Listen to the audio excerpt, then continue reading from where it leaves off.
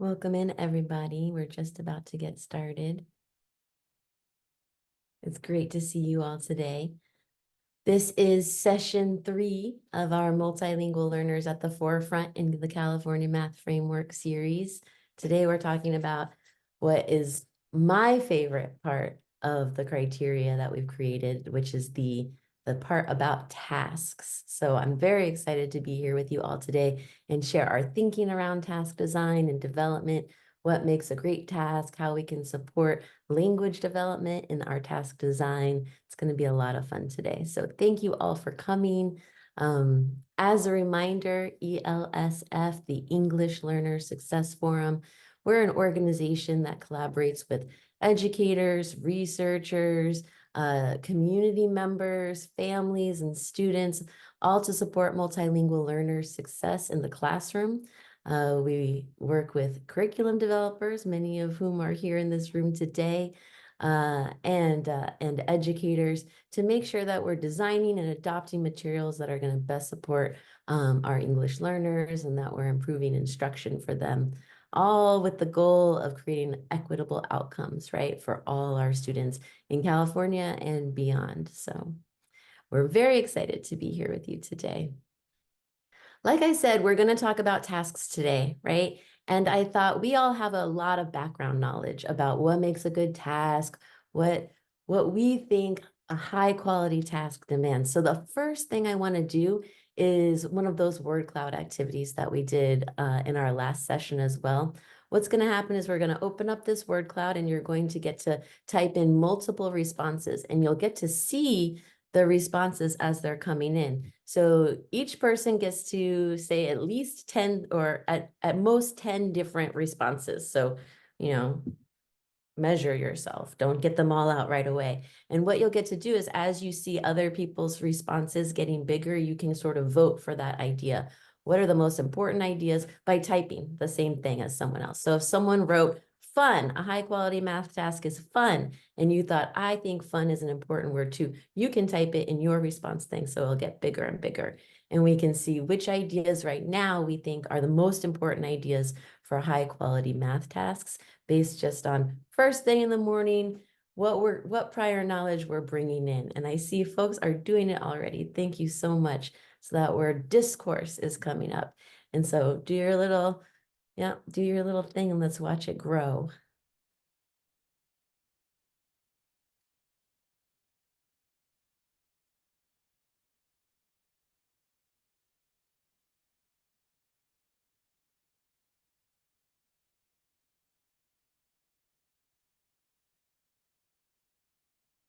Jamboard's not an option for this one, Melissa, but we will be doing a Jamboard later on today.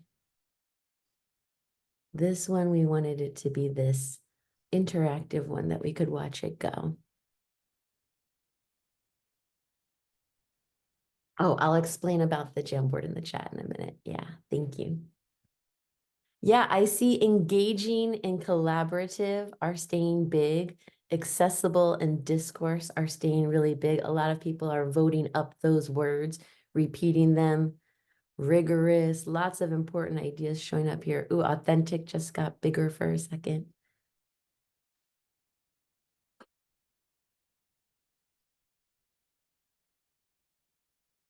And we'll let it keep going for another second or two.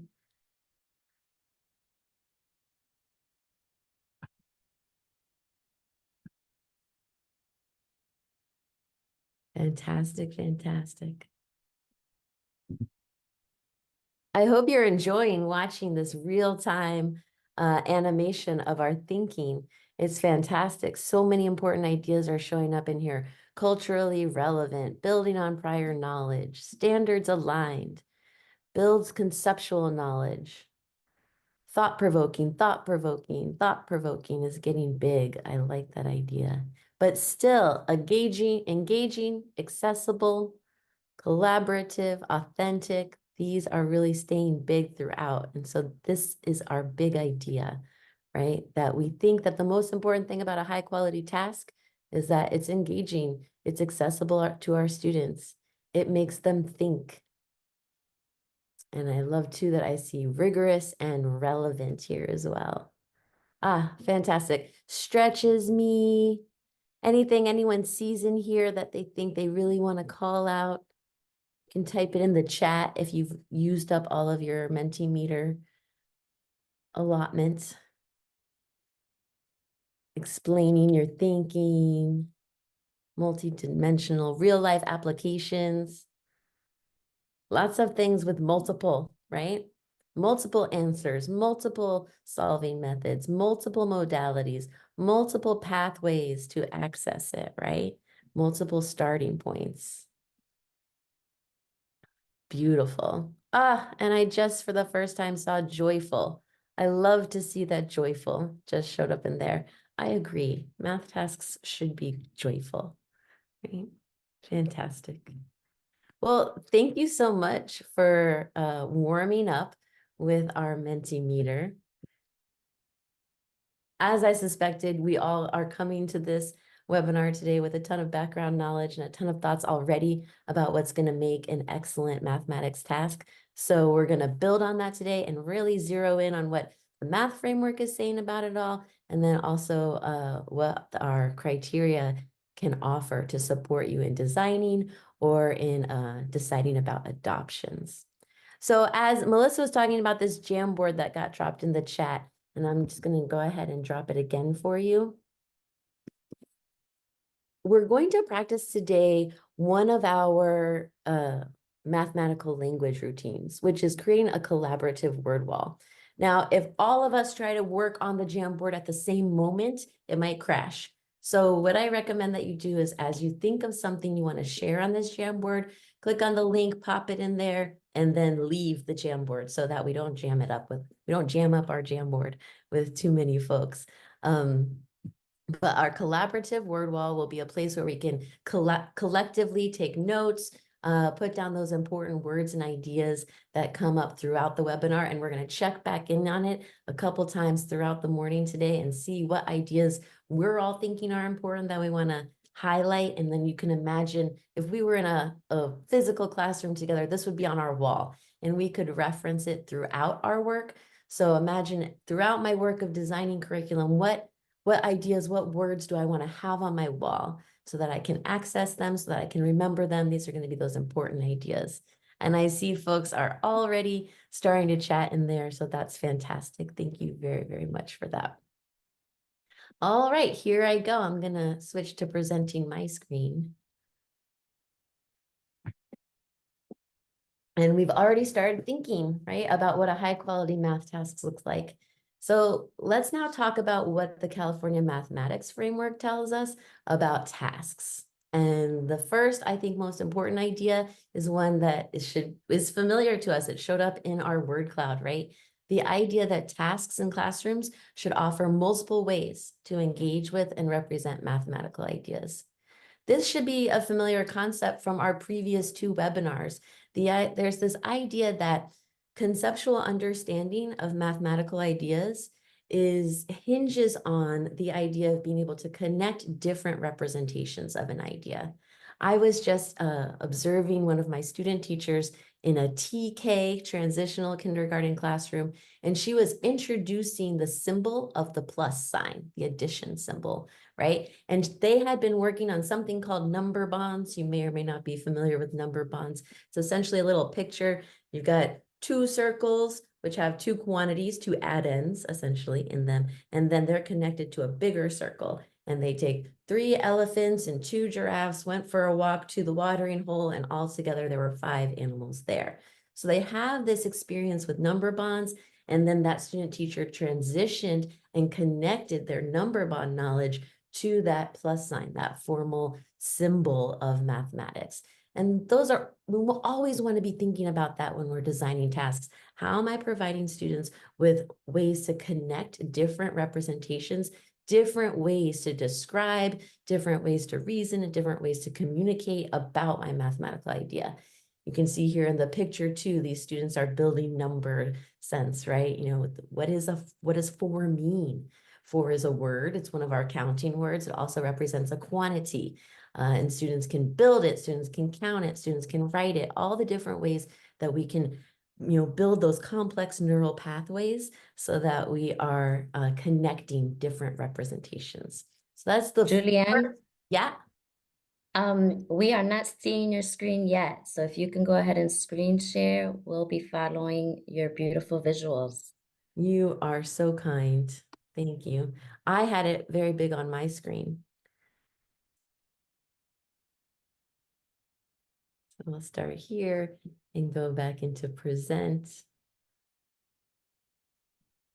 Now are we there all Yes, together? thank you.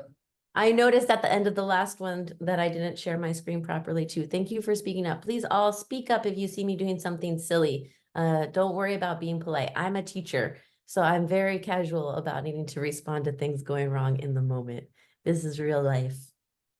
It's not just fantasy. Another important idea that the math framework talked about that I think is worth bringing up for us today, just because sometimes we forget about it. And that's the idea that these physical or visual representations of math ideas, we often think about them for those little guys, like that TK example I just gave you, right? But math manipulatives, visual representations of mathematical ideas, they're for those higher level math courses as well, for our older students as well.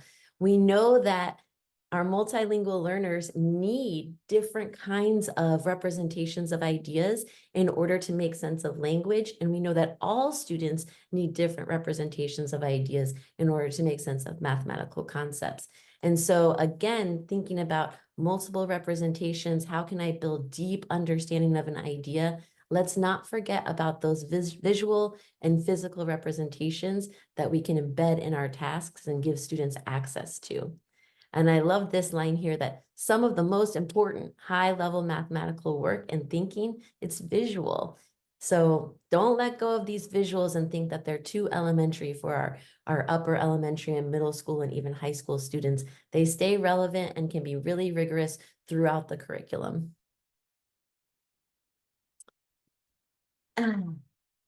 This one's so lovely, right? These are all just some ideas from our math framework, right?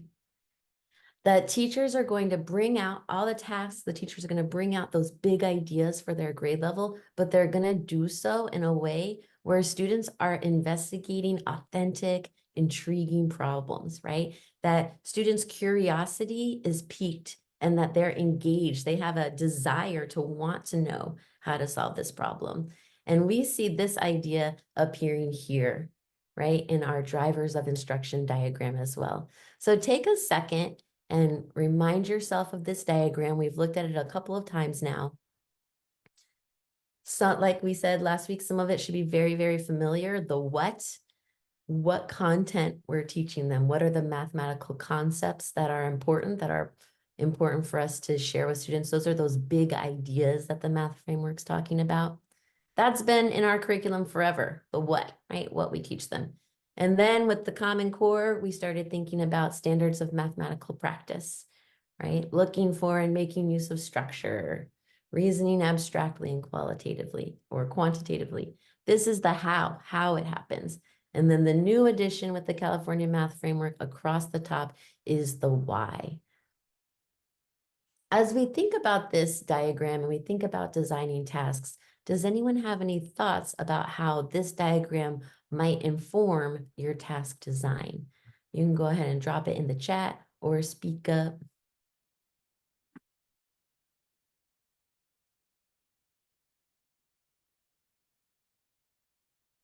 How might this diagram inform our thinking about task design?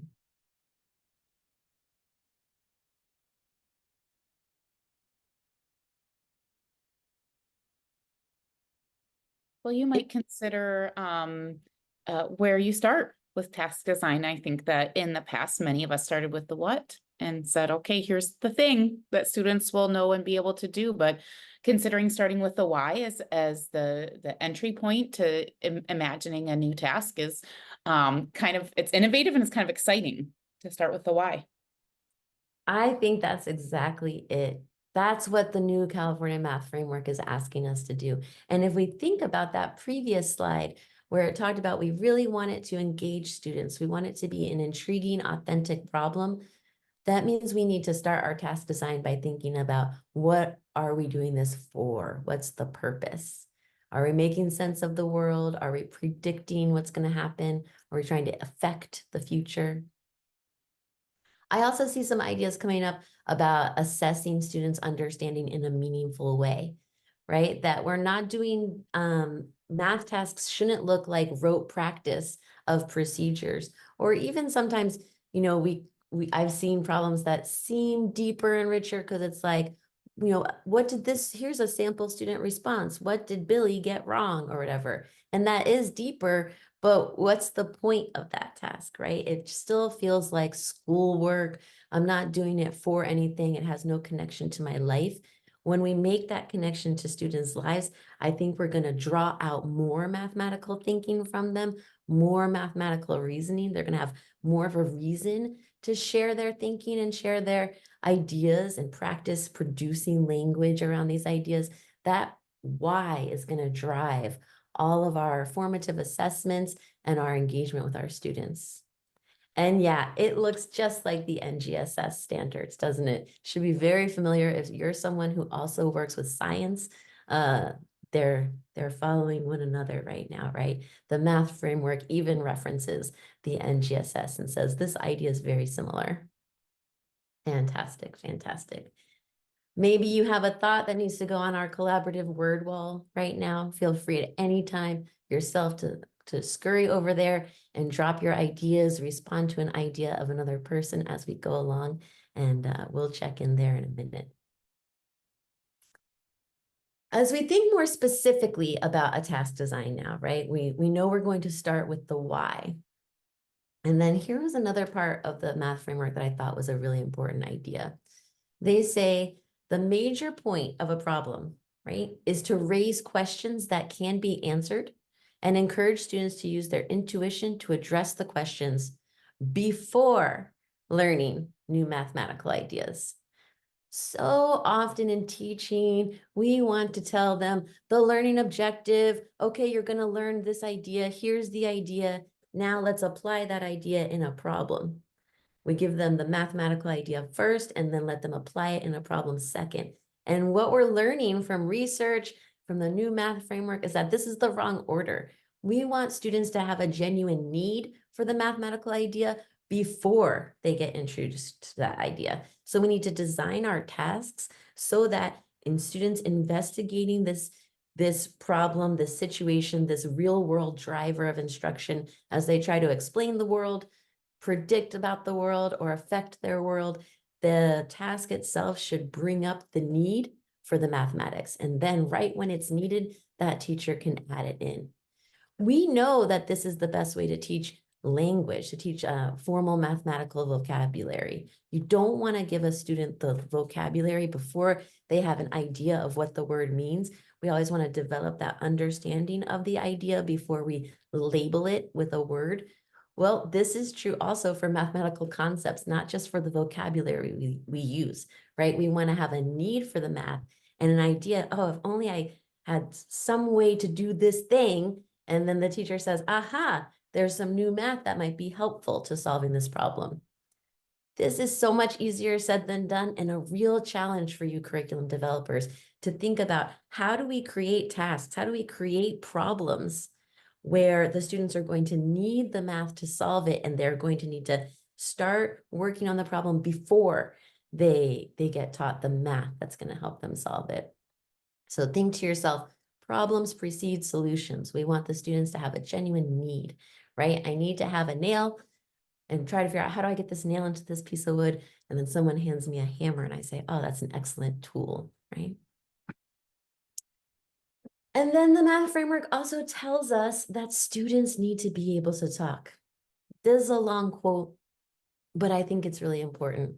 They say activities should be designed in ways that provide students with a variety of structures to practice, engage in, and eventually master the vocabulary.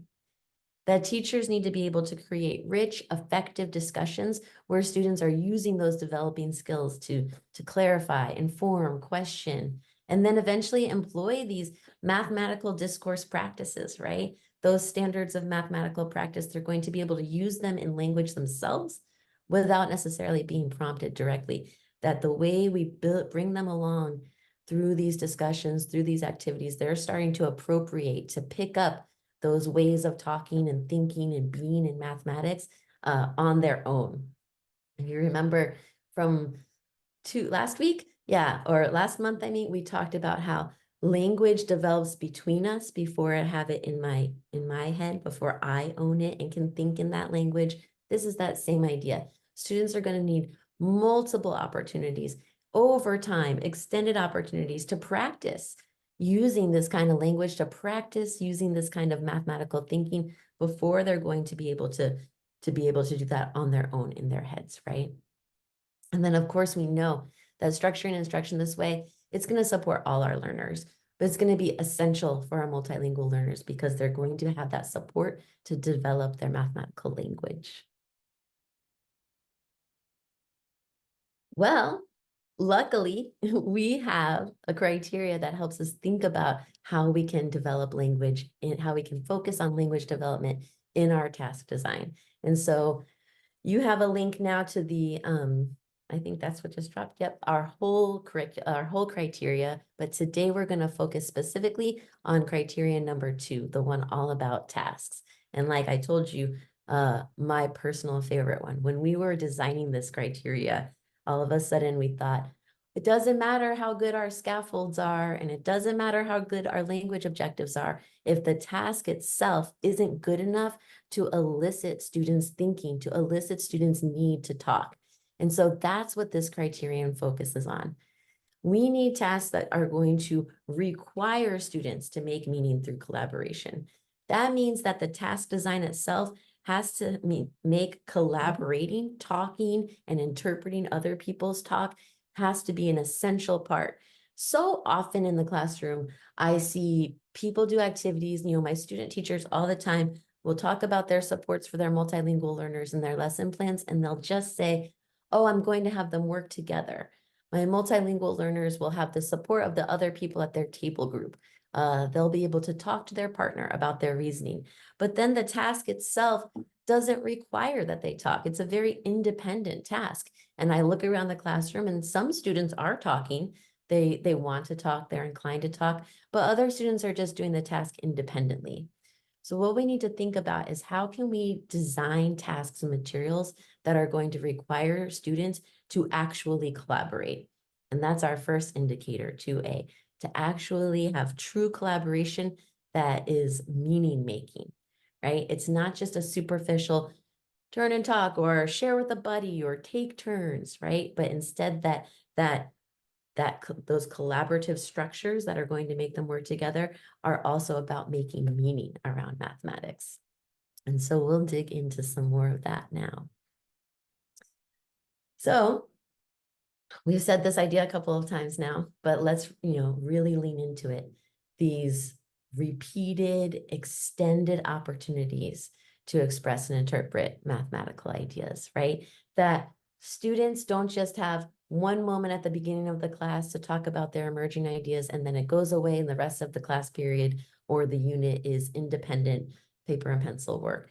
They need opportunities throughout the lesson and throughout the unit and throughout the year to practice talking about their ideas, to practice writing about their ideas, and to practice interpreting what other people are saying and what other people are writing about their mathematical ideas. We often think that it's enough to have the students do an exit ticket where they write what they learned today, or it's enough to have them do a think, pair, share. But that's not enough. These ideas need to be embedded throughout the lesson, throughout the unit, repeatedly, coming back to this idea. Share what you think now. How has your thinking changed? Providing an extension on a task that will elicit more and more language. This is a really important aspect of a truly collaborative task, that they have these repeated opportunities to engage. So what are we going to be talking about today? We're going to talk about these truly collaborative tasks first. Then we're going to look at the second part of the criterion, where we're going to talk about both interpreting and producing language and kind of dig into what language is needed or excuse me, what the task can do to bring about that language interpretation and production. And then finally, for this group today here, we're going to also think about how instructional materials can support teachers in facilitating collaboration. Because, you know, it's great to have a great task that you've designed that has authentic collaboration built in. But if a teacher doesn't know how to facilitate collaboration, then they're not going to implement the task that way in their classroom. So even if you've created the most beautiful task ever, we need to support teachers in figuring out how they're going to make that task happen in real life with real life students who are going to do unpredictable things, right? So what can our materials do that will support our teachers in facilitating this collaboration? So I'd like to start with exploring a task together. And so I'm going to need a volunteer for this, and I'm going to fiddle with my screen for a moment. I'm going to stop my share, and I'm going to share something different with you. Ah, excellent. Thank you. So this is a Jamboard. Whoever decides to volunteer is going to get access to this Jamboard. And you can see I'm not sharing the screen anymore. What I'm going to do is I'm going to close my eyes, and y'all are going to watch as our volunteer moves this whistle. There's actually two images of the whistles on top of one another, so you can see where it started. You're just going to slide it somewhere else on the screen. And all of you, please take note of what's happening with the whistle as it moves. Because when I come back and I open my eyes, I'm not going to see the move that you made. Instead, I'm just going to see a whistle in the middle of the screen, and you're going to have to use your language either in the chat or by speaking up to try to help me know how to move my whistle so that it matches where you put yours. So this is going to be a task that's going to require us to use language to describe something that's going on. So you're on screen 2, right? And do I have a volunteer to be my whistle mover? I will volunteer. Yay.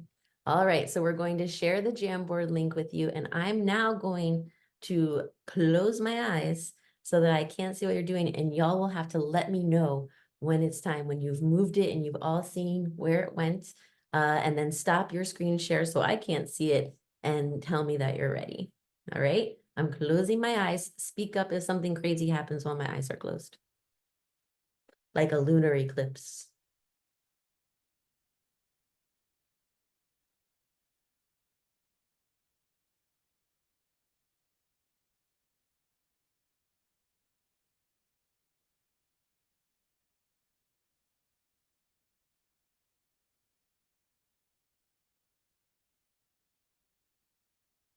I think it's been moved.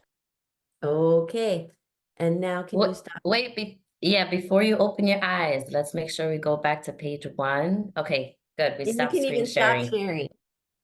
We're ready now. Okay, perfect. I'm very excited. Very, very excited. So I'm going to share my screen and open up this word wall, or not the word wall, the translation. I'm on page 1. Okay. So in the chat or by unmuting and talking, would someone please tell me how I need to move my whistle? Northeast. Move it east? Northeast.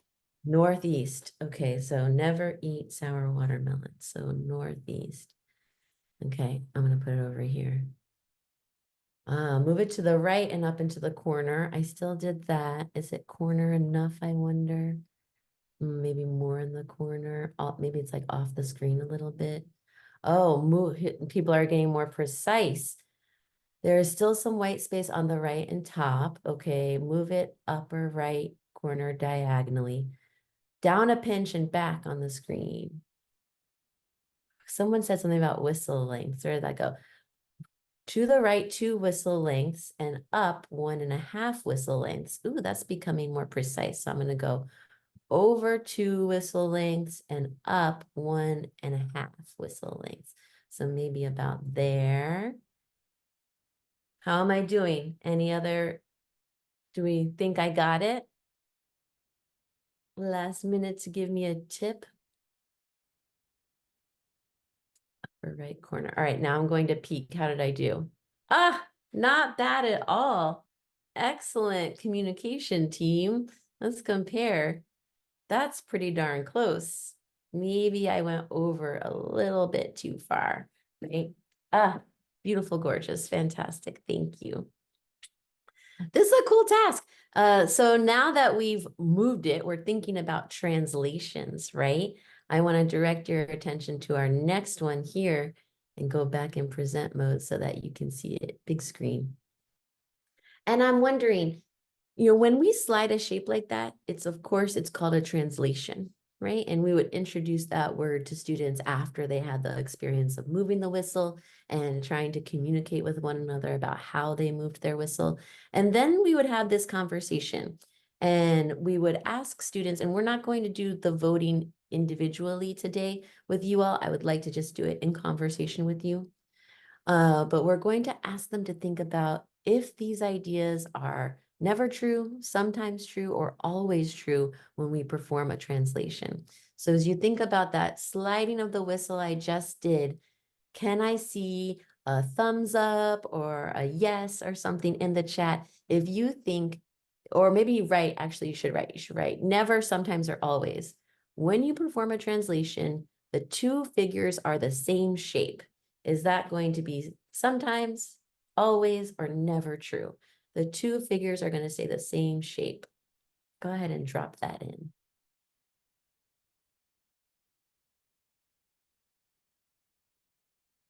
We are thinking always true, always true. So if I have this sometimes, always, never chart on my classroom wall, I'm going to put our tally marks in always true is what we're thinking at this point. What about the side lengths? Are the side lengths going to stay the same? Is that going to be sometimes, always, or never true? We've got a sometimes and a lot of always. I like that there's now popping up some variation. The side lengths, will they stay the same when we move it? And then what about the angle measures? The angle measures stay the same when you perform a translation. Is this sometimes, always, or never true?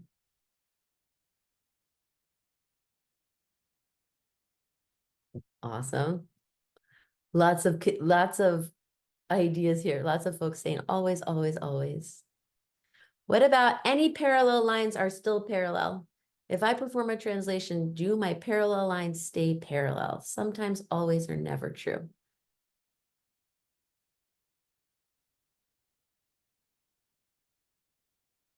Of course, if we were working with elementary school or middle school students, we might see more variety in our responses, right? But we are all mathematically educated people, so you're all going straight to correct answers. All right, two more. When I perform a translation, the figure will turn or flip. Sometimes, always, or never true.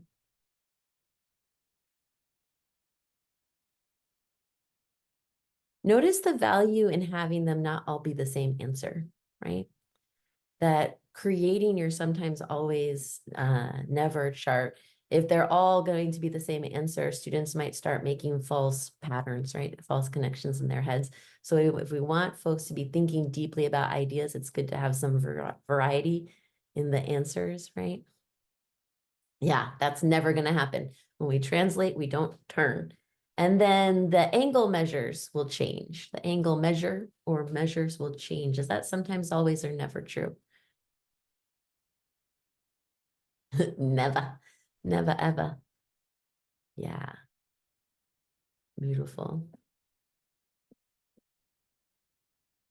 Let's think for a second about what the aspects of this diagram from the math framework were present in this little task, this little activity where we were working together.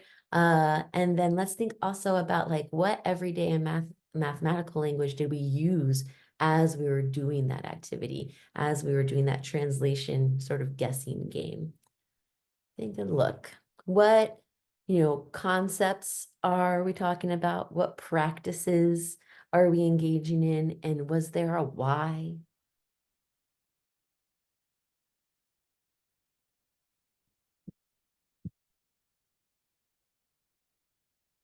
I see CC4. Discovering shape and space. Yeah, that's the big idea of what? Thinking about shape and space. That was definitely present in that activity. Attending to precision, because you needed to communicate precisely. And you saw how we used everyday language, right? And became more precise. You all refined your language use. At first, you just said up and to the right, or it moved diagonally. Northeast was a precise language, right? But I didn't know how much, how far, right? Over, how far up. And so as you were giving me your clues for how to move my whistle, you developed more precise language. Yeah, and we're also modeling. And then, yeah, making sense of the world and understanding and explaining what happened.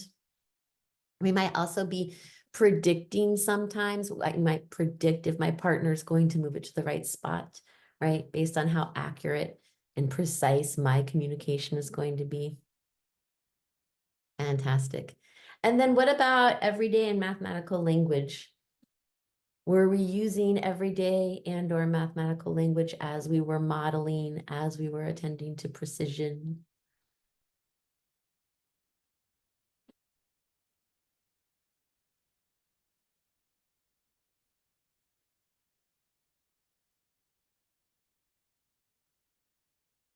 I kind of already gave that answer away, didn't I, as I was chatting? The idea of what kind of everyday language we were using as we were thinking about translations and moving, sliding figures, images around. Fantastic. Fantastic. So that brings us to a very cool next idea, which is that if we want students to talk, if we want them to use their everyday language to make sense of mathematical ideas, if we want them to develop more precise language, and then eventually, as we'll see as the webinar continues, develop the formal academic language for this idea of sliding, this idea of translating, we're going to be introduced to the idea of a vector, right? If we want them to be building towards that mathematical language, we have to give them something that's actually worth talking about. Our tasks have to be designed in a way that they want to talk, that you can't complete the task without talking to one another. And so here are some thoughts. We're going to give them something to talk about. These something should be complex enough that it requires actual genuine collaboration, that it's not too straightforward, that it has some complexity inside it. And of course, this is going to be the idea that I hammer all morning long, the idea that it has to be designed in a way that we have to talk to one another. The talking is not optional. The talking or writing, the producing and interpreting of my language and your language, right, back and forth, that has to be required by the task. And it should require us to talk for a while, that it's not just a give one answer and move on, but that we're negotiating meaning with one another. We need to have these tasks have multiple solution pathways, multiple entry points, so that we have to negotiate meaning. If it's too straightforward, if it's too just a one-way task, one way to answer it, then there's no room for nuance. Have you ever been in a place and someone asks a question and someone else answers it, and the professor or the facilitator or whomever is like, anything else, anything else? And you think, well, the main thing already got said. I don't need to repeat it. Oftentimes in a classroom, we think, oh, this student doesn't talk very much. Maybe it's not because they don't have an ability or an interest. It's just that the important thing was already said and they don't feel a need to say it. When we have tasks that have multiple solution pathways, multiple entry points, then students have more opportunities to have a genuine need to share, a genuine desire to share. They can build on ideas. When we just have these straightforward tasks, there's nowhere to go. So even if I was inclined to participate, even if I was inclined to talk with my classmate, they already said the one answer. So why would I? Sometimes we forget these genuine aspects of communication with one another, that in school we're forced to say things sometimes that we would never say in real world, that communication is very artificial. We want to try to make it as natural as possible with this desire to have real conversations. That gets back to that authentic problems that I'm interested in solving. And then finally, we want these tasks, this talk, the purpose of it is to help us make sense of this grade level language. So as we're building this task, we're going to talk about it. We're going to start to use vocabulary. Our teacher is providing us with specific words as we need them. They're helping us think about different forms of language that we use in mathematics as we need them, as they're coming up. This list is one that I would keep if I was designing tasks that needed to be collaborative. I would keep these as a checklist, a sticky note up on my computer, something like that, because these are the keys. This is what needs to be there for that task to be truly collaborative. Is there anything that anyone thinks I'm missing? That like, oh, but actually, Julianne, it also needs something else. I don't think it's missing, but I just read a research piece from Joe Bowler that had a summary of tasks that brought out different geniuses in different kids, right? So the kid that is able to really negotiate the social emotional side of working in a group, design a task such that kid can shine, and then use, strategically place students so that everyone's genius can come out in the task.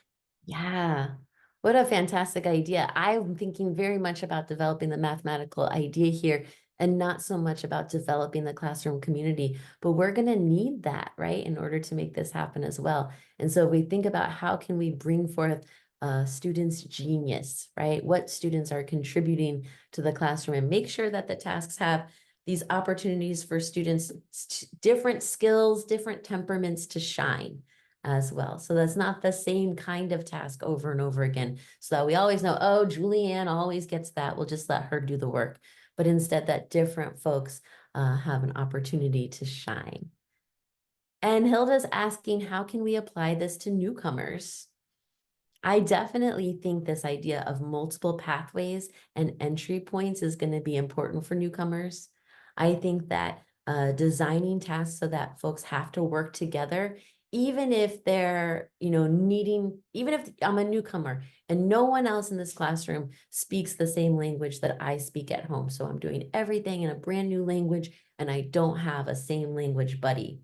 I can still collaborate to make meaning. That task just needs to be designed in a way that we're using multiple modalities. We're not just using written or spoken language to begin, but we have that visual representation, that physical representation, and embedded in it a problem to solve. And then I maybe I pick up some language around, I moved it up diagonal. I start to develop some language in the context of the task. But that's one of those reasons why we need tasks to have multiple modalities, multiple representations, not just linguistic representations all the time. I'd like to give you some time to dig into this lesson. So the lesson that we just did, that translation task, comes out of this Eureka math lesson. And this lesson was developed in coordination with some ELSF folks a while ago. And we're going to look at it pretty deeply today and think about what it does great in terms of task development and what we would add to it or what we would change about it now that we're really thinking deeply with the new California math framework and we've got our criteria for what tasks need to have to support multilingual learners. So what I'm going to do is you're going to be able to go to this website. It's a PDF to click that it just opens up, or you can download it onto your computer. And I'd like you to read through the lesson. I'm going to give you 10 whole minutes to really read through the lesson with an eye towards, is this lesson creating opportunities for authentic collaboration? We're going to look into other aspects of tasks like interpreting and producing language and how it supports teachers. But for right now, as you read through, you have two goals. You want to familiarize yourself with the lesson because we're going to talk about it throughout the webinar today. And then also with an eye right now thinking, is this collaboration authentic, right? Is it requiring students to make meaning together, to produce language with each other, to develop their mathematical understandings? So we've got the links for you. Thank you, everyone, in the chat. And I'm gonna go ahead and set my timer for 10 minutes so that you have plenty of time to look it over. Of course, if 10 minutes isn't plenty of time for you, just get as far as you can. I'm gonna turn off my camera so you don't have to look at me watching you read. And I'll give you a 1-minute warning, and then we'll come back to talk again in 10 minutes. Before I go quiet so you can read, does anyone have a question or a concern? All right, if you do, you can drop it in the chat. I will be sitting right here. All right, off you go. Read this lesson, please.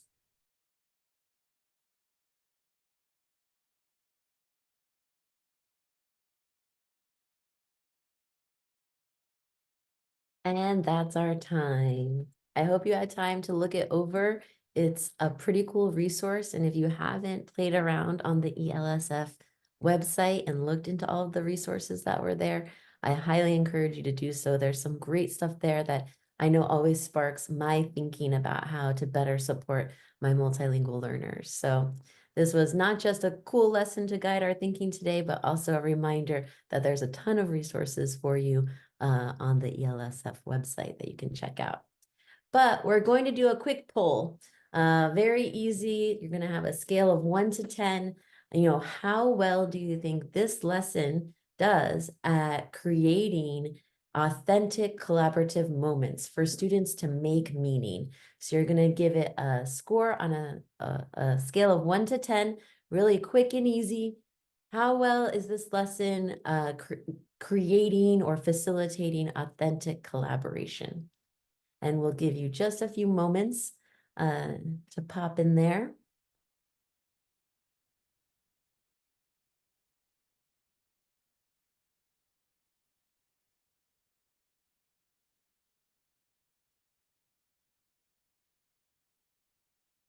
And maybe about 10 or 15 more seconds. We've got about 2/5 of you in there. And I just want to make sure everyone who wants to do the poll has an opportunity to do so. On a scale of 1 to 10, where do you think this lesson falls at creating and facilitating authentic collaboration?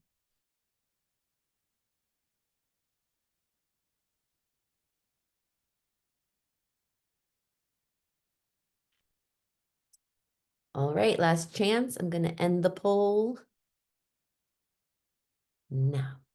And let's share our results. Can I hear from the crowd if you can see the results? Yes. Beautiful. Yeah.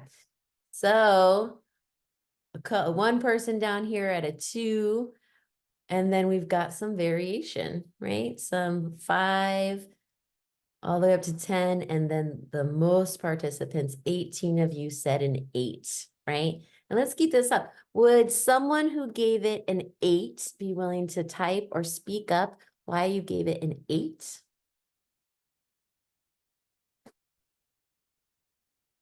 And then I'm going to ask the same question for the 10s and the 6 and under, and maybe even that 2 person. But why did we give it an 8? What were the 8? Pete? That was the most of you thought it was around an 8. Why? What did you see that you thought was great? Why didn't it get a 10 for you?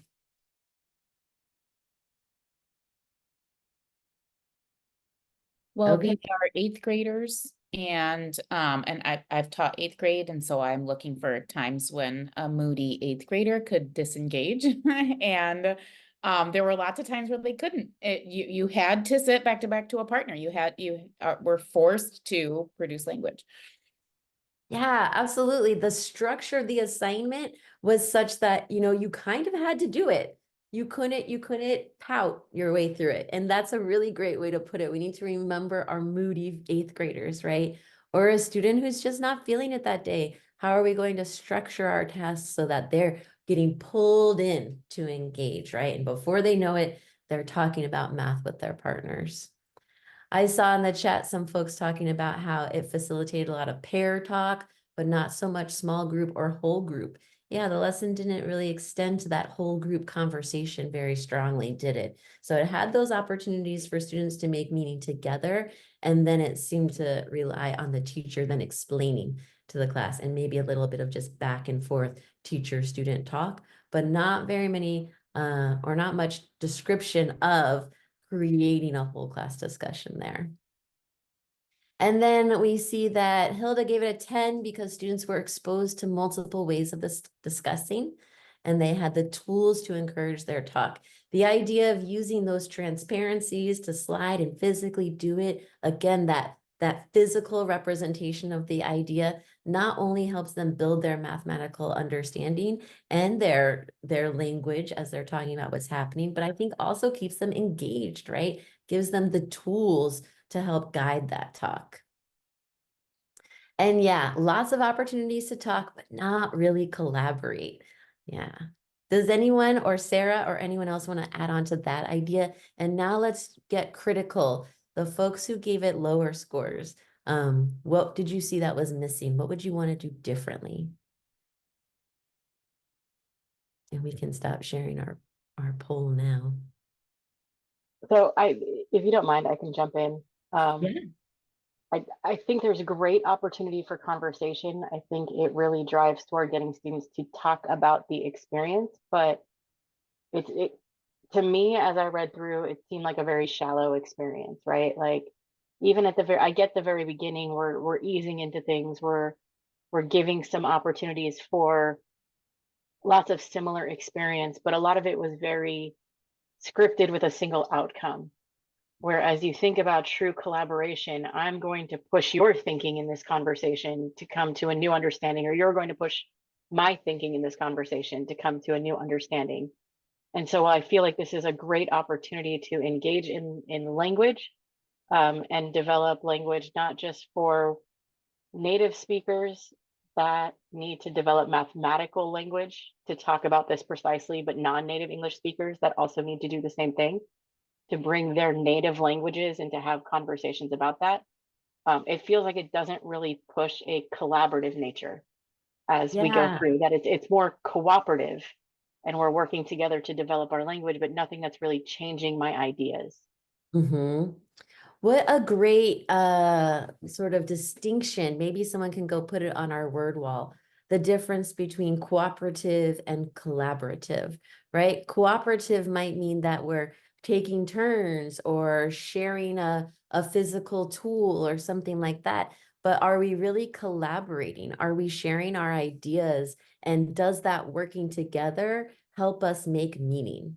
Help us figure out what's going on here? Help us to explain and understand our world or make predictions or affect the future, right? And I would absolutely agree that this lesson does a beautiful job setting up these experiences that are going to engage students and introducing, as Hilda's writing in the chat, I think the idea that we're developing the need for the language before we give them the language was really fantastic. But I love the way you described that. This activity was more cooperative than collaborative.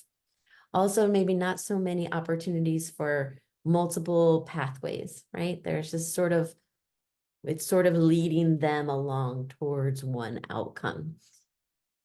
Beautiful, gorgeous. You are noticing all the things. And I suppose I should have moved to this slide earlier, but these are exactly what we were just talking about, that this lesson has a lot to keep, but we might want to change some things. And so does anyone have an idea of what you could do to this lesson to make it more collaborative, not so much cooperative, but more collaborative?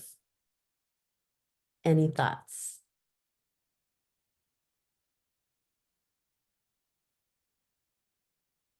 And this is the hardest thinking part. Julianne, I have a suggestion perhaps for a professional consideration, and that might be for students to compare.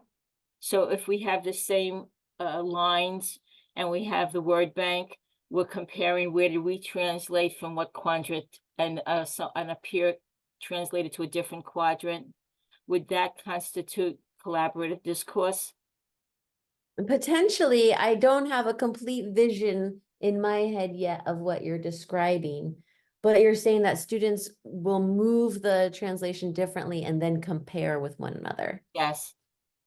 Yeah, I think having the opportunity to compare and describe different translations would definitely help build their understanding of translating. but I'm not yet sure if we're uncovering this truly collaborative meaning making yet. Because it's not interdependent in completing the task. Exactly. I wonder if we need to think about, I'm going to go quickly through slides for a moment, so cover your eyes.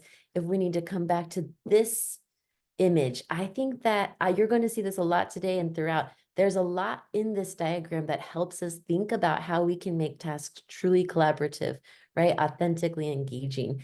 And I think that we might think about how can we use those drivers of instruction across the top to help make that task more collaborative. Because if we're trying to solve a real problem, right? That if we're trying to do something real and not just do an exercise in school, but do something about the world, make sense of it, predict, affect, then that might provide the opportunity for true collaboration because there'd be these opportunities for dispute. No, that's not the best way to communicate. Maybe there needs to be a purpose for moving that whistle and a purpose for communicating that language precisely, right? In this case, there isn't a strong purpose for that communication yet. Students are just, doing the activity and it's fun and it's engaging and it really does a great job of introducing ideas before language, but it doesn't require them to really truly collaborate to make meaning.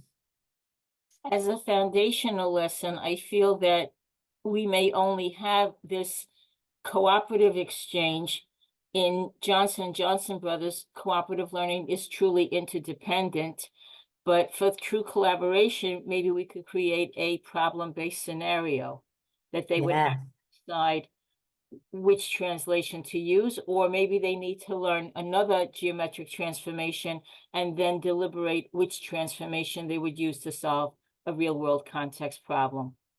That's a great point and an important reminder that maybe not every single lesson has a task that's truly collaborative. Maybe they're cooperative as we're learning ideas and we culminate with a truly collaborative task or something like that, right? That perhaps we need to build up to those problem-based scenarios. Ryan? Yeah, I was just thinking about how to make it some sort of real world, and I was like, something simple like if you had a hole in the ground, there's some construction and they dug a big deep hole and it's dangerous, but there's a piece of plywood sitting nearby that you could drag across the hole, and so you could ask the students to give the vector that would be necessary in order to move the plywood to cover the hole, something like that, where they're That's a applying great real it world to a real problem, example. right? Yeah. And that makes me think maybe that hole on the ground is actually on Mars. And we need to program the rover to cover the hole so it doesn't fall in it. Right. And so we're going to lose our robot on Mars if we can't figure out how to precisely communicate this movement. Now we've got a purpose, right? We're trying to impact the future and keep ourselves safe or our robot safe on Mars, right? So just a little bit of tweaking around the context might encourage more genuine collaboration about how we're going to make sense of this idea. You all are fabulous. Remembering to think about like it has to be complex, it has to have a real meaningful purpose. So a quick thought about how we use participation structures. And a lot of these are familiar to us, right? That we can add things into our lesson that will help make it so that students are talking to each other, that they're starting to collaborate. And there's a few structures that I see regularly that I'm jotting down here. And I would love for folks to either on our collaborative word wall or here in the chat, talk about other structures that you see that support collaboration, such as having unequal information. The one we just did, you all knew where our volunteer had moved the whistle, but I didn't know. And so I had a genuine need to talk to you to find out where to move my whistle. Other things like if you have cards that you pass out to students with different representations, for instance, you might have 1/2 written as a fraction and then a picture of 1/2 colored in, right? And they have to find their match, right? That is, they actually need to communicate. Assigning roles is one that I see suggested and have yet to see really contribute to real collaboration. So if anyone has an example of assigning roles being a really powerful structure, I would love to hear about it. Shoot me an email later. But I always think assigned roles is helpful for helping students stay focused if they need extra structure, but maybe not so much about helping them to make meaning, right? And to truly collaborate. Think, pair, share is our go-to, our most commonly used one. We shouldn't neglect it, but we should definitely think about where we're deploying it strategically. And then, of course, if you're not yet using mathematical language routines, now's the time to start using them. They're fantastic and they really help give an authentic purpose to collaboration. And then, yeah, information gap. Now we're chatting in the chat, requiring them to share resources, right? You don't have, sometimes saying you don't have enough things to complete the task without working together, or sometimes a task being too hard to complete in the amount of time if you don't work together. Sometimes that's a structure you can put on to encourage collaboration. But I think the most important thing we should remember as we think about all of our different tools and structures that we can use as we're designing curriculum, because we're all humans trying to anticipate what will inspire our students, what will really get them to make meaning together. We should always be thinking about, like, is this participation structure just superficial? So I'm sort of trying to say, look, they're collaborating because I applied this superficial pair share structure. That's where we see those things that teachers complain about in curriculum, those sidebars that just start to feel like there's just a menu that the curriculum designer had and they just slapped one on. And it wasn't necessarily connected to the content, wasn't necessarily connected to what students were needing to think about that day. So to push us to have our tasks be truly collaborative, it is not just enough that our participation structures encourage students to work together, encourage students to talk to one another, but those structures should also be connected to the meaning making. They should facilitate meaning making around the mathematical concepts, the practices that students are engaging in that day. So as you're, surely you will have a list like this to choose from. What sorts of collaboration would work in this activity? Always remind yourself that, like, is this participation structure superficial, just to say that I have them talking to one another, or does it actually support their meaning making, support their collaborative meaning making? And that will be the key that we use to judge whether or not it's a really high quality collaborative task. Fantastic. I'm catching up in the chat now here. Stronger and clearer. Absolutely. Absolutely. Good stuff happening in the chat. And some, I see folks sharing resources. So thank you so much for that. Okay, so now we start to think about, we know that, the tasks and the materials need to require this, like, true collaboration that is about meaning making, not just about teamwork. And then that's going to bring us to indicator 2B, which is the one that we're going to look at next. And this is that the tasks are going to require students to make meaning by both interpreting and producing language.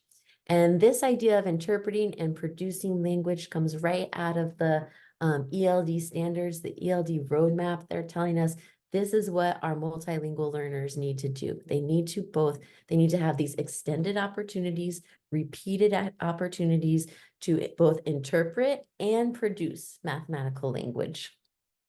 And that brings us to our second question. That's our focus for today. And so I have three main ideas around this that I want to highlight for you before we have an opportunity to sort of investigate that task again for this idea. And the first is that all students, but particularly our multilingual learners, they need opportunities to interpret a variety of input. So what I see often happening when I'm in my classes observing my student teachers are that there are maybe two different inputs. They have a visual representation and they have talk. Those are the two inputs. And the visual representations are maybe kind of the same over and over again. And maybe the talk has a little bit of variety between everyday and more formal mathematical ways of talking. We want to think about the whole spectrum. How many different ways can I present this idea in different kinds of talk, in writing, writing that's for different genres, right? Different kinds of writing, formal mathematical textbook writing to someone writing a note to someone else, right? A variety of writing. And then of course, also mathematical symbols. If we're talking about things that are like graphed, we can see graphs, we can see models of mathematical ideas, but it's really critical that they have these opportunities to interpret a variety, not just one kind of language input or mathematical idea input. Then, on the other hand, they also need opportunities to express ideas. So I get to interpret lots of different inputs, and then I need to be able to have opportunities to express in different ways as well. In particular, not just speaking / not just writing. So oftentimes what we see is the activity will just be a turn and talk. And then my advisor always says, talk disappears. We need to make sure, you say it and it goes away. It's important to talk. It's important to get that practice speaking, but it's also important that we have those opportunities to record that talk that happens somewhere, maybe on like a collaborative word wall, an anchor chart, something like that. And then of course, students then having the opportunity also to write, to express their ideas in their own writing. And why, as we think about, we need to interpret and produce language, we need to hold on to the why for why we want them to do that. And that's those functions of language that we talked about last month. Thinking about why do students need language in mathematics? They need it to justify and refine their arguments. They need it to critique the reasoning of others, to make meaning of important math concepts. You think about those standards of mathematical practice and how we talked last month about how they all require language. And so then students need these opportunities to use language, to produce language, to do all of these things, not just always to explain my thinking, and that's the end, but maybe also for these other purposes and to engage in these other mathematical practices. And then finally, all of this needs to happen in multiple modes: speaking, writing, reading, listening, and within a variety of situations and for a variety of purposes. Because also when we talked last month about how language and content knowledge develop, one thing that supports that is having the opportunity to experience talking about, writing about the idea, or listening or reading about the idea in different genres, so to speak. So we talked about how when I'm talking with my partner or my small group, I'm going to use different kinds of language than if I'm talking in a bigger group, or if I'm giving a presentation, or if I'm creating a poster that someone needs to be able to understand, even if they can't hear my presentation. For example, when I'm designing these slides for these webinars, I'm imagining that you're going to be listening to me while you look at the slides, that the slides don't stand alone just as text for someone to read alone after the fact, that in order to get the real meaning behind them, you need to see, or excuse me, hear what I'm saying and see what I'm showing. My language has to be a little less precise because I can point to things right on my screen. Whereas if I was designing this so that a person only got the slides and they never heard the conversation that we have together, then I would need to be more precise with my language, lay things out more on the slide in text so that you can see it, right, and understand the idea. When we have these multiple situations for students to communicate in, and the multiple purposes for them to communicate, that's when we really start to see that their language, they start making those connections between their everyday language and their mathematical language, their everyday language and that formal school talk, because that is the space where there's an authentic need to use different language. And and it's not to say that like the small talk where I say this and that, move it up a little more to the side, that is really helpful language and is authentic, and that's the language we need to communicate about our translation together in a pair. But when I start communicating about translations to my rover on Mars, right, or to in a poster or in a presentation, I have to start using different language. I can't say a little up, a little over anymore because my audience doesn't have that same shared focus of attention, right? And so that pushes us to develop our language to be more precise. I think that this idea of the variety of situation and variety of purposes is something that we can really pick up more in our math curriculum. It's not something that I see as often. I don't see my student teachers doing it very much at all. And I think it's a big growth area for all of us right now, is that are we really providing our students with a variety of purposes and situations to communicate about mathematics? Or is it kind of the same thing all the time? And does that limit what the meaning making that they can do and their language development? Yeah, Laura's talking about the convince yourself, convince a friend, convince a skeptic. I almost chose that activity to do with you today. If you don't know about it, it's a fantastic way that pushes students to think about different audiences, right? Who they write for, who they talk for. And I'm just catching up. Excellent ideas here. So what I'd like you to do is think about these last three ideas, right? We need a variety of input. We need the opportunity to express ideas in writing and in speaking, and think about why we're expressing those ideas, right? And then also the idea of a variety of situations and a variety of purposes.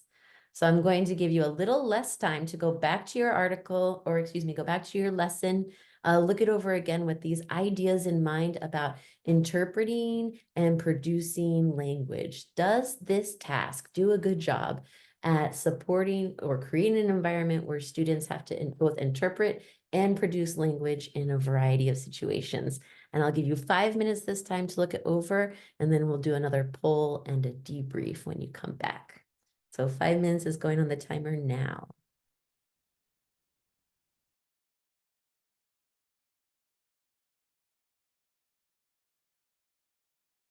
I start to get impatient as I get down to that 20 seconds. I think, okay, close enough. So I hope you had enough time there. And we're going to open up another poll for you. And this time we're going to be thinking about how well this lesson does. Same thing, the scale of 1 to 10, just to get a feel. How good is this task at both requiring students to produce and interpret language, and thinking about those ideas for a variety of purposes and in multiple modes, right? How does this task do at interpreting and producing language? And we'll give you about a minute to get your poll, your vote heard, your voice heard here.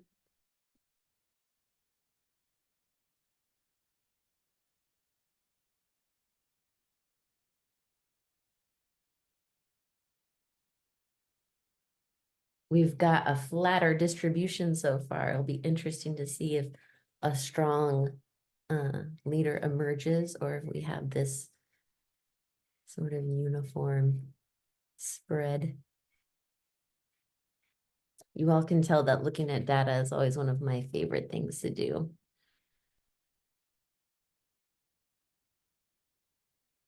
All right, we've got a good handful of you having done it. If you want to cast your vote, now's your chance, because we're going to end the poll here.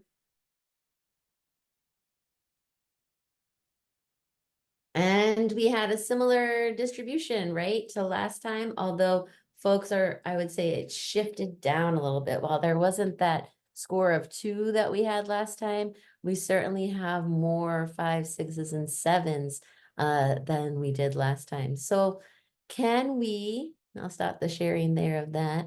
Can we please think about what we want to keep and what we want to change from this lesson in terms of creating opportunities for students to use language, to interpret and produce language? What did you notice in the lesson that caused you to give it the score that you did? Or what did you think was missing? Let's hear some ideas. Hear or see in the chat. Hi, Julianne. I scored relatively high because I found at the end of the second exploratory challenge, students had an opportunity to reflect on the directions, the precision of their language, the similarities with their partner, and how to improve the next time when they went into the third exploratory challenge, when they were then introduced to the use of tools and the word vector and naming the vectors. So I saw a natural scaffolding that was inherently beneficial to the scholars learning both concept and language. Yeah. Yeah, reflection and that metacognition is always so important. So we've got a boost in score coming from the task, putting in those opportunities to reflect. What else? What else? Yeah, Kimberly says writing. Does anyone want to elaborate?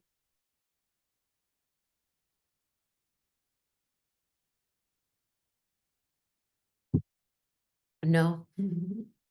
I will. Thank you. I put writing in there because it looked to me like the exit ticket was the first time I was seeing the student formalize their explanation. And I think an opportunity to do that earlier would be better, much like our stronger and clearer each time routine. If we give them that chance before the exit ticket, we might be Yeah. able to see what they really know. Yeah, absolutely. You know, I am here revising my dissertation and talking about my findings of my study. And one thing that came out of my dissertation study is how valuable it is for students to have those opportunities to get feedback and revise. Basically, more evidence for stronger and clearer each time. My dissertation focused on undergraduate students and their statistics, thinking and learning, but that idea of revising my thinking over and over again, having that feedback and that opportunity to refine and stretch and clarify is super valuable. And so often in math classes, we don't give students those opportunities to revise. So stronger and clearer next time as a language routine, or just that concept of opportunities to revise, to revisit and formalize, clarify what I'm saying would have definitely been helpful in this lesson as we think about how we're communicating about vectors to which audiences, right? And would we need to clarify what we're saying if we were to be sharing it with someone in a different classroom, or someone across town, or a robot far away? Yeah, we talked about the possible responses a little bit. Let me open up the lesson myself, which I have.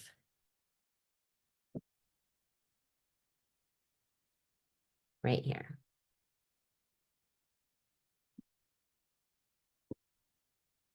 Oops, went too fast. So there's a couple questions in the chat that I want to make sure I get to.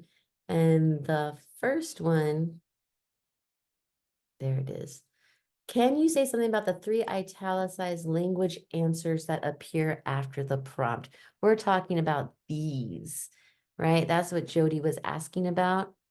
And then I believe someone else mentioned it as well, thinking about possible student responses, right?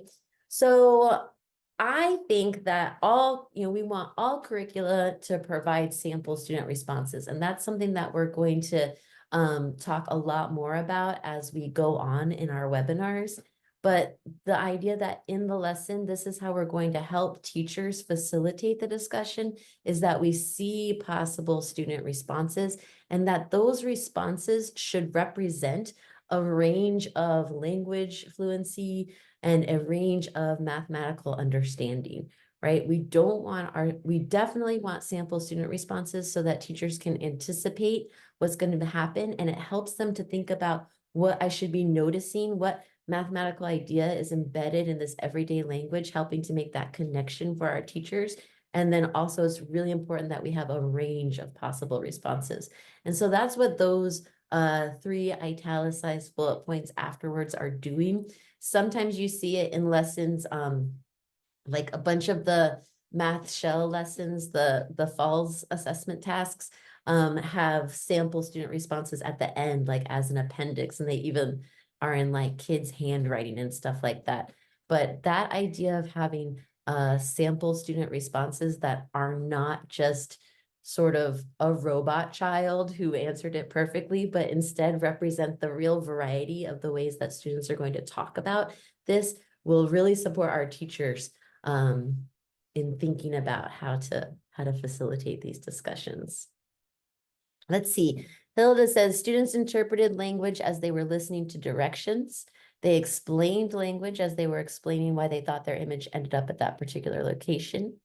And you can tell these are different ways of showing different purposes, right? Because are they trying to get someone else to move a whistle? Are they trying to make sense of their own movements? Anything else you want to bring up?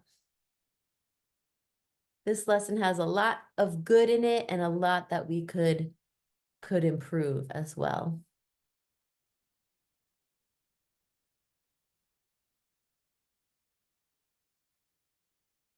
We might think about the sometimes, always, never true activity is such a great math routine. It helps us generalize what we're learning to be, like, is this a mathematical rule in life, right? How can I really deeply understand the nuance of this mathematical idea? Sometimes, always, never true is great for that. But we don't see as much about conversations around students' responses to these sometimes, always, never true. The teacher's collecting the data and putting it up there, but I wonder if we were to have an opportunity for students to defend their reason why they think the figure will never turn or flip. Maybe you can present an opportunity for a debate, and that convince a skeptic, right? I don't believe you. I think it will. What do I need to say to convince someone about why I believe these sometimes, always, never true statements? We could push that to have lots more opportunities for interpreting and producing language for sure. Anything else on this? Fantastic. So we shall switch back to this guy. There we go. Thank you for that. And then, of course, thinking back to our drivers for instruction, the math routines around stronger and clearer and convince a friend, a skeptic, those ones are really going to support us in our driver of instruction, the why at the top, right? Predicting what could happen, impacting the future. I want to affect my classmates' idea about this. And in order to do that, I need to convince them, right? I need to make an impact on them. I need to make sense of what my classmate is saying, their argument. They're saying this is sometimes true, and I think it's always true. So I have to make sense of them. So I think there are opportunities there to push that lesson to create more authentic interpretation and production of language, especially in sort of different situations, right? As we're moving through the lesson. So really fantastic. Thank you, everyone. So we're coming to the end here. And so our criteria talks about these first two, but with you, I want to talk about this third idea as well, which isn't necessarily in our criteria, but I think is really important for instructional material designers to think about. And that's how our materials can help our teachers actually facilitate these ideas, right? These collaborative activities. So the first thing to help think about is that, and this is the one that I talk about all the time, that I talk about in my experience as an elementary school teacher, what I needed the most help with is that when students are expressing their emerging mathematical ideas, sometimes it's not obvious to teachers where's the mathematics in what we're saying. They, often elementary school teachers, we don't feel that confident about our own mathematical knowledge, right? And so we need a lot of support from our instructional materials to help us deeply understand the mathematical concepts and the mathematical practices that we're teaching our students.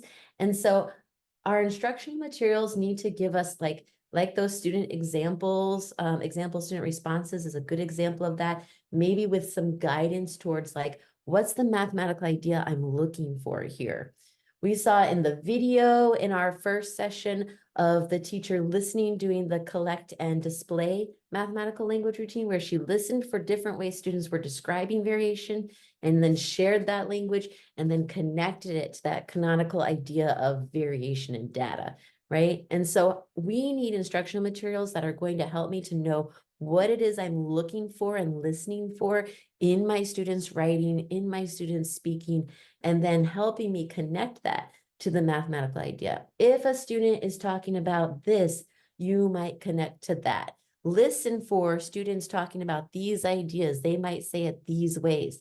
And the more authentic those examples can be of the kinds of things that students say, the more helpful it's going to be for our teachers. I've certainly seen instructional materials that must think that my students are like baby geniuses because all of the sample responses are immediately perfect and informal math language, right? And that is not the case in real life. So we need those examples to be a little more authentic. Some ideas for noticing and then that leveraging of students' strengths or students' emerging reasoning, you might think about bringing in those Kathy O'Connor's teacher talk moves for your students or for your teachers, I mean, or the 5 practices for orchestrating mathematical discussions have some great ideas for other ways we can support teachers. Like you hear your students saying this, you know that it's connected to that idea, but what do you do? What does the teacher actually do to connect those ideas for the class? And what are some talk moves and some facilitation strategies that they can use to make that happen? That's going to be really helpful to our teachers. And I think it needs to be, again, not an add-on on the side or something like that, but it needs to be deeply connected to the content. All of these sorts of task design features, and next month we're going to talk about supports and scaffolds. They need to be really specifically connected to the content of the day, to the mathematical meaning that's being made in the classroom that day. And so we want to be careful that they don't look like they're slapped on accessories, that they really seem like they're intentionally embedded within the lesson. It doesn't mean that the same types of strategies can't appear over and over again, just that they're presented in a way that makes it clear that there's a connection to the mathematics content. It's also really important that teachers understand why the collaborative task is happening, why that collaboration part of this lesson or this unit is really, really important. And so communicating with them the purpose, and so that then they can also communicate with their students. There is sometimes this push against group work. My students can't handle that. They're too wild or whatever. We want to make it so that teachers understand that the collaboration is quite possibly the most important part of the learning activity. You can't skip it and go straight to giving them the worksheet that they fill out independently, that the true meaning making and learning is happening during the collaboration. And so we want to reiterate that every time and make it clear to both the teachers and the students that this collaboration has a purpose, that it's not just sort of about following instructions and doing the silly activity my teacher told me to do, right? But that instead it's helping me learn and has a real goal, right? And maybe we can even have it be connected to that authentic driver of instruction. And then I already kind of talked about this idea earlier, but those sample student responses are really, really essential at helping teachers understand what to expect and where to go next with their students. And then the key that we need to have more and more of is that those sample student responses need to show a range of mathematical understanding and language proficiency. And we need our curricular materials to test their stuff on real multilingual learners at different levels of language proficiency so we can see examples of real student work, right? What does it actually look like when our multilingual learners, our newcomers, are beginning to produce writing? Or what might they say when they're beginning to produce spoken language? What are the things that we can look for? And what are we going to build on to help connect them, help develop that language? The sample student responses, I think, are like one of the most important ways that we can support teachers, especially if you make it clear like what to do with the student response, not just say students might say these things, but then what will you say back as the teacher? What will you do, or what will you think? What connections are you going to be making as a professional educator? I'm going to cut our time down on this one. I'm going to give you just 2 minutes, I think. I think 5 minutes is too generous. We're going to do one more look through the lesson, and this time, look specifically for those instructional supports. In what way does this lesson guide the teacher, support the teacher in facilitating collaboration? Do they give them those cues, right, of how to respond to students when they say different things? Do they make it clear what the purpose of the collaboration is? Stuff like that. So I'll do 2 minutes and then we'll do another debrief about this one. This time we're thinking specifically about those supports for teachers, right? How are they helping teachers facilitate the collaboration and what's in the lesson. Just a couple minutes to look it over one last time.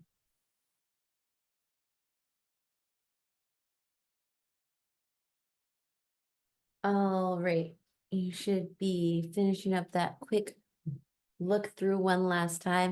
And we have a final little poll. Same idea. Let's score this lesson in terms of how well it supports teachers in facilitating collaboration. So you have, again, our scale of 1 to 10.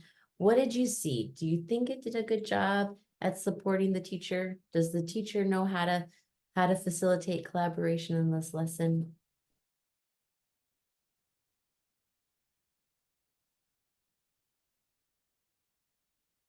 And you know that in a moment, I'm going to ask you to share your reasoning why too. So be ready, as some of you are putting in 8s and 9s and other folks are feeling like it's more at the 4 or 5 spectrum.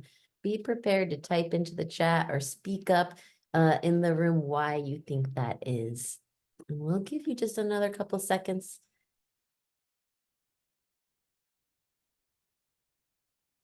And then you can see where we're at, a little bit more distribution, a varied distribution. It's more spread out this time. And we've got a variety of responses, again, all the way from an A- down to ooh, I think that you could do a lot better on this. So tell me why. Tell me why. Why'd you give it 9s? Why'd you give it 4s? You liked how the student responses were charted. Absolutely, right? That was really helpful. What else did we see?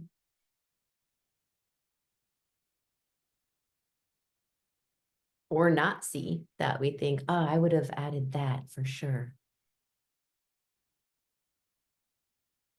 Yeah, Kimberly says we need some guiding questions for the teacher, right? They have so many great things in that lesson around when to introduce vocabulary and how to facilitate a really fun task that gives students multiple ways to visualize physical and visual representations of the ideas. But it doesn't have a lot of good guiding questions for the teachers, and certainly not what to do's when the student says this kind of thing. That can be really helpful for teachers. Yeah. And we see this is so classic pair talk. There's a lot of assumption that talk is going to be productive. It's not, if you've been in a real life classroom, you know that talk isn't always productive. And so there needs to be some sort of follow-up on the teacher's part so that the students are accountable for productive talk and that there's something to do with that language that they've produced together with the whole class, right? And the teacher then knows what to do with it, what they're bringing out. I think about teacher-led discussions as an orchestration, right? I'm orchestrating all these instruments. I want this one to come in. And so it's an improvisational act. You can't always predict exactly what students are going to say, but we can give them some key big things to look for. You really want to make sure this idea occurs in the classroom today. So be on the lookout for all the ways students might voice it and then pounce on it when you see it happening, because you want to elevate that thinking. But yeah, we've got a lot of good stuff. Let's see, the most sections of the lesson start with a heads up to the teacher that sounds like this activity establishes blah, blah, blah. And this helps the teacher know the focus and also the purpose of that part of the lesson. That can be really helpful if I'm going to make changes for my particular context or my particular teaching style. Knowing the purpose of this section of the lesson can help me make that change so I can still have the intended purpose with the changes that I make. Beautiful, gorgeous. All right, so I think we'll skip this last one in favor of time. I was gonna have you do one more word cloud, but I'm seeing it's 10:55 and you've been so kind and participatory with me so far that I'll let that go. I hope that you thought, I hope that you got something new today. We talk about high quality tasks a lot and have for a really long time. I feel like, and when we start thinking about what does it mean for to have a high quality test that's specifically high quality for our multilingual learners. I hope that today you're taking away these ideas of, I love that someone offered us this language, the difference between cooperative and collaborative, right? I don't know if we went into the literature, if we'd see that the words are defined that way, but for us today, you know, when it was cooperative, it just meant that they were working together on something. But when it was collaborative, it meant that they were making meaning together. And when we design tasks and participant structures to have them collaborate with one another, we want to keep that idea of making meaning together at the forefront. And we also want to make sure that they have these varied opportunities to both produce and interpret language that comes in a variety of forms, in a variety of genres. You know, from talking to the person sitting next to me, to talking to the whole class, to talking to an audience that isn't in this room with us right now. Those are going to give me opportunities to practice and refine my language for various audiences. And of course, that idea of the opportunity to revise and clarify. We're not going to learn it perfectly the first time. None of us do ever. So we need those opportunities to revisit, to refine our ideas. And how can we create tasks that have that revision cycle embedded in them, I think is a good question for our instructional material designers in the room. Next month, we're going to start getting into what many of you probably think is the most important part, and it's how we're supporting the language development through scaffolds, through supports, what beyond sentence frames, right? We all know about sentence frames. What else can we do to support our students in developing their language? And what's the role of instructional materials in doing that? And so that will be at the end of next month, and I look forward to seeing you there. And then the last thing I'd like you to do is, in these last couple of minutes, if you would head on over to our Google form to give us some feedback about today. We love hearing where your instructional materials are currently at. It helps us to think about what we need to focus on in these modules, and also just knowing like what the state of the art is, right? Because instructional materials are making amazing progress, and I'm really, really excited about how much they've improved even over the last decade. And so I'm really looking forward to this next decade as we really refine and figure out the best possible ways to set our teachers and students up for productive mathematical learning. So please do take that. When you do that, you know, you get the slides and the recording sent to you. I don't know if you maybe play it when you're on a jog. However you listen to it again, that's how you'll get it. And if you want to share it with other folks, of course. And in the meantime, thank you so much. I really enjoyed gathering with you here this morning, and I'm looking forward to seeing you all next month. If you need me for anything or need any of us for anything, don't hesitate to reach out. We all love talking with you.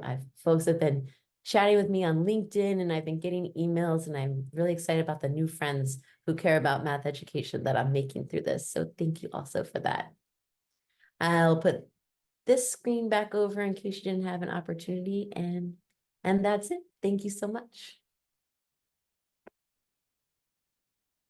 You're very welcome.